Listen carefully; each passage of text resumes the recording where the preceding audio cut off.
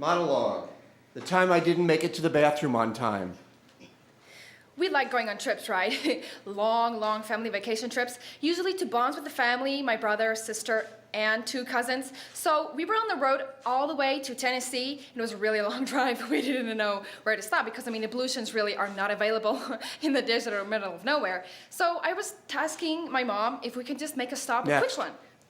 So then my mom turned around and said, no way, there's no place to go. So I'm like, Mom, I really need to pee, I really need to pee, I really need to pee. So then all of a sudden my brother starts drinking water. And I was like, please stop drinking that water, I really need to wee. Please, please, Mom, please hurry.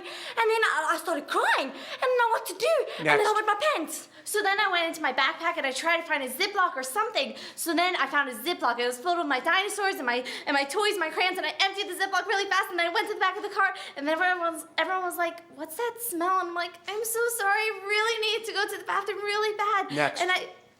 Then all of a sudden, my grandmother decides, she's like, I'm really thirsty. She goes in back, ooh, this lemonade looks delicious. Then I'm like, grandmother, wait, no, don't drink it, it's